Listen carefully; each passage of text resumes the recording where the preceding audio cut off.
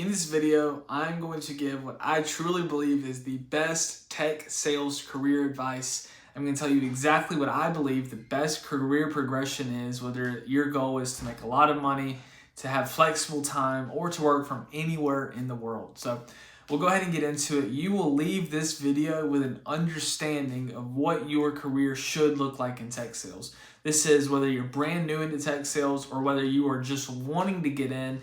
You have no idea really what the industry is, but it sounds really, really cool. So on the base level, I will go ahead and say this, there are many tech options available that are not sales related. There's customer support, customer success, there's account management roles, there's of course the marketing world of tech, and then there's also software developers.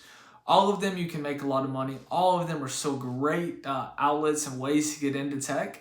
That is if you just don't want to be in a sales role or a sales position. But I'm actually going to explain to you why I think the best way possible is for you to go about this in the lens of working in software sales specifically, even if you don't love talking to people, even if you've never been in sales before, and even if you don't want to be on sales calls. So we'll go ahead and get into it. The smallest role in tech sales, or the entry level role, the very bottom, is a business development rep or sales development role. In this role, you're going to make 50 to 75K a year. You're going to make about 75K a year. 50,000 of that usually is guaranteed, which means without any commission, anything on top of that, you're going to make $50,000. That is salary. And then you get tons of commission on top of that. I work in tech sales right now. I'm a senior business development rep, which to many would still be considered the entry-level position, but it's such a lucrative position if you're capable and if you're hungry and if you have it in your mind, hey, I want to be super successful. I have a video on this channel I released a couple weeks ago. Last month, I made over $18,000 as a business development rep in tech sales. So it's super, super possible. Guess what? I made that money without closing a single business. I made that money without hopping on sales calls. I made that money literally just emailing people and calling them and asking them to meet with my company. So that's why I say, even if you're not like the Wolf of Wall Street type of person, if you're not someone who wants to be on sales calls, who wants to do the high pressure sales tactics, you can still have a great career in tech sales. The first role is a business development rep role. All you are doing is you are sending emails and you are calling other businesses and asking them to meet with your business. When you're doing this, you're going to first of all get paid a base salary of $50,000, $60,000, $70,000 per year. And then on top of that, you're going to get a commission for every single time somebody meets with your company. Typically, it's a few $100s per meeting. If you book 10, 15, 20 meetings in a month, you can see how that can really, really, really add up on top of your base salary. So this is you. If you're someone who you don't want to do sales calls, you still want to make a lot of money, you want to work in tech, that's probably going to be the best role for you.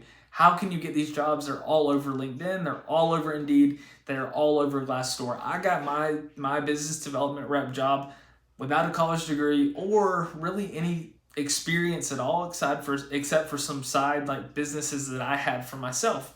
Anybody can get into this. Anybody can. Now, let's say you really want to ramp things up, you want to make a lot of money. Tech sales is better than any other career for this because you can make a ton of money without going to college for 5, 10, 15 years. You don't have to be a doctor or anything like that. And you can make $300,000, $400,000, $500,000. I see it all the time. So the next step up from a business development role is the account executive role. What this is essentially you are closing business for your company. So you have the meetings that are coming in from the business development reps that I just told you, right? You have those meetings come in, you meet with these businesses, you pitch them on your software, you close them for business, and you make a lot of money. Two things. So one, people ask, what type of softwares are you selling? Do businesses need these softwares? Like, what does this look like? Is this like Netflix or like what type of software are you selling? So first and foremost, every business purchases software in some capacity, and usually most businesses are spending so much money on software. For example, let's say you work at a company right now. You get there, what do you do when you get to work? You clock in, right? When you leave, what do? You clock out. What did you use to do that? You used a software. You signed in on a software that managed your time. Your company pays a lot of money for that software. Let's say your company sends you an email with a survey attached to it, and they say, tell us how we've been doing as employers. What can we improve on? What can we do better? Your company pays for that software. It's very expensive in fact. So these are just tangible examples. What you're doing is you're selling software similar to that, depending on the company you work at, to businesses that are already going to buy them, businesses that already need them, businesses that already have budgets set aside for them. You just have to make them choose you and your company. So it's awesome. Being an account executive, and so I really want to get into the trajectory and what this looks like and what you can expect in tech sales. Most account executives on the lower end are going to make $150,000-ish per year. What this typically looks like is you're going to get a base salary of $80,000, $90,000, typically at most companies closer to $100,000. That's your base salary before selling anything. That's how much you get paid. And then you get paid commission on top of that. It's usually like 10, 15, even up to 20% per sale. So think about this. If you sell software for $50,000, you're an account executive, and you get 15% of that, that's like almost $8,000 that you get on top of your salary. And let's say you do that once a month, that's an extra $96,000 that you get on top of your salary, making $200K. It's not too easy, but it's also not too hard at all. So you have your account executive role. There's different levels of account executives, and depending on what level you are, you can make a lot more money. So there's an SMB account executive. So you're dealing with smaller, you can have smaller businesses that you're dealing with. You're selling a software that is cheaper typically to these businesses because these businesses just don't have a ton of money, right? Maybe it's a business that does $1 million a year in revenue, or a business that does $5 million a year in revenue. So you have that side of things where you're selling to smaller businesses. You're typically going to have less competition selling to them because they're smaller, and they usually buy quicker because it's cheaper software. You have mid-market, which is a step up from that. You're typically going to go ahead and get a big an adjustment in your base salary, which means you're going to get an extra $10,000, $15,000, $20,000 in base salary. You're selling to medium-sized businesses, so these are substantially larger businesses where they're actually spending some pretty good money. Sales cycle is going to be a little bit longer. You make more whenever you sell the item. And then on top of that, you have your mid-market and you have your enterprise account executive. So this is when you are selling to large businesses, $100 million a year, $500 million a year, $1 billion a year. Those are your enterprise businesses. With these, you can make $20,000, $30,000, $40,000, $50,000 per deal on top of your base salary. Your base salary is going to be the highest base salary really that you can get because you're working for, you're selling to really legit companies. And usually these sales cycles last a little bit longer. It's very rare that you're going to see a business close and decide to go with you within a month. A lot of times it's like 2-3 months at an absolute minimum, but usually it's closer to a year or a year plus because you have to go through negotiations and all of that. But you have an amazing base salary on top of whatever you're going to make from that.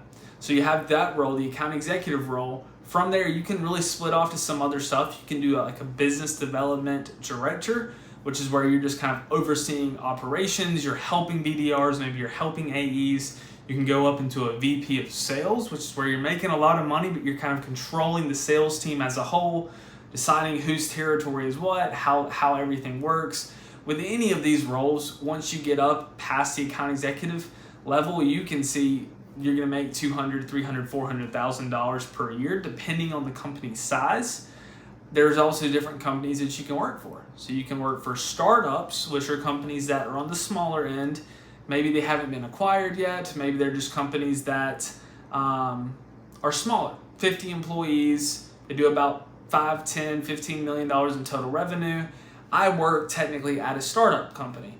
That being said, my company's not new. I think we've been around, I don't know for sure, I want to say maybe 13 years. So we've been around for a long time. We've been very consistent, but we're not one of those absolutely huge, massive software companies. Now, here's the thing. I prefer working at these smaller companies because what you're going to see is there's not as much like corporate politics. There's not as much red tape. There's not as many guidelines that you have to abide by. everybody's kind of figuring things out for themselves. They're going to give you a lot of leeway. They're going to let you kind of do whatever you want to do because it's not a ton of employees at this business. It's a smaller business. Then let's say you leave a company like that and you go to a large company like a Salesforce, a ZoomInfo, an Oracle, Google. So these companies, there's thousands and thousands and thousands of employees. It's a little bit harder to get promoted because there's just so many people at these companies. And at the end of the day, usually they're more strict than others. And the reason for that is because there's so many employees, there's so much money getting paid out. They want to make sure, is this dollar being used correctly? Are we abiding by this rule? Are all of our employees acting in good faith? And there's a lot of measures put in place to make sure that you're doing your job. It can be very strict. It can be a little tiring, but that's what you get when you work for one of the really big companies. Now, also, you can take your experience at a very large company and go to a smaller company, and it's easier to get hired because they're like, oh, they worked at Salesforce. Oh, this person worked at Oracle. Oh, this person worked at Google. So you can definitely use the fact that you've worked at one of these places as a way for you to get hired at other organizations. If I was to give you my best advice, what I would tell you is I would get started at a startup company. So this is, and most of the companies you're going to apply to on your LinkedIn, your Indeed, Glassdoor, a lot of them are startup companies. So these aren't massive companies. The benefit of working at a smaller company is because you're able to get promoted quicker. You're able to go from a BDR maybe to a senior BDR, maybe to a BDR team lead or a BDR manager. It's easier to climb the ladder there because there's not as many people there. Like, period. They just don't have a ton of people. They don't have a clear organization and clear organizational steps in place. It's just like, if you're a BDR and you're doing really good, they're just going to be like, hey, that person deserves to be a senior BDR. If you're a senior BDR and you're doing really good and they're like, hey, we don't want this person to leave, let's promote them to a BDR team lead or to a BDR manager, you can easily get promoted. Versus if you're at a very large company, they might say, okay, well, you have to achieve X, X, and X before you can even be eligible to move on to the next step. And then we have to approve you to get this raise, and it has to fit with our fiscal year. And it's very tiring. It's hard to move up the ladder. That being said, you can very easily move up the ladder on a startup type of company. Why that is important is because you can take your experience. Let's say you get promoted to a manager or you get promoted to a director. You can get promoted there quickly within maybe a year or two at a smaller company. It could take you 5 to 10 years to get hired or promoted to a manager or director at a very, very large company because there's so many people there. So you've now accelerated your career because now you're a director. You've had director level experience. You know what it means to be a director. You've had all these tasks. You've had everything you've had to do to be a director. You now can leave and go to other companies and be a director at those companies. What does that mean? You're able to make a lot more money. You have a big bump up in pay. You have more status when you're applying for these jobs. And instead of you having to work 5 years to get this promotion, you're able to do so within a couple years because you work at a smaller company with a better culture. It's easier to get promoted. And then that's quite literally how you accelerate your career in software sales. So you can work for a very massive company and you can make a lot of money, or you can also go and you can work at a startup where you can make a ton of money. So again, at a startup, last month I made over $18,000 as a business development representative, and I absolutely loved it. There's very, very little, if any, at all, if any, corporate politics. There's not a ton of red tape. Everybody knows everybody. It's very easy to get things done. It would not be that case if I was working at a very large company like a Google, a Salesforce, a ZoomInfo, and Oracle. So I always recommend, if you can, go for a smaller company. You're going to get a lot more of a personal touch and relationship with your coworkers, with your colleagues. It's much easier to go ahead and get promoted quicker. And then if you so desire to, you can always leave, go to a different organization, use your experience and use your new title to get you an even better paying job somewhere else. Now, all this being said, I can't stress it enough when I say there is just so much availability and so much potential for a career in tech sales. If this is you, if you're looking for a new career, or you're like You just don't understand what jobs do these people have where they're able to work from home and make like a ridiculous amount of money and not be a doctor or a dentist or anything like that. It's tech sales. So if you have any questions, I've got videos everywhere on this channel explaining what tech sales is, how it works, how to get into it. All that I ask, leave me a like and subscribe to this video and to this channel. Helps me out. It shows me you actually like these videos, and I'll make more of them. It helps you out because it means you're actually going to see my face and see these videos even more so, and you'll have a lot more videos that'll help you get into tech. So if you have any questions, let me know, but thank you so much.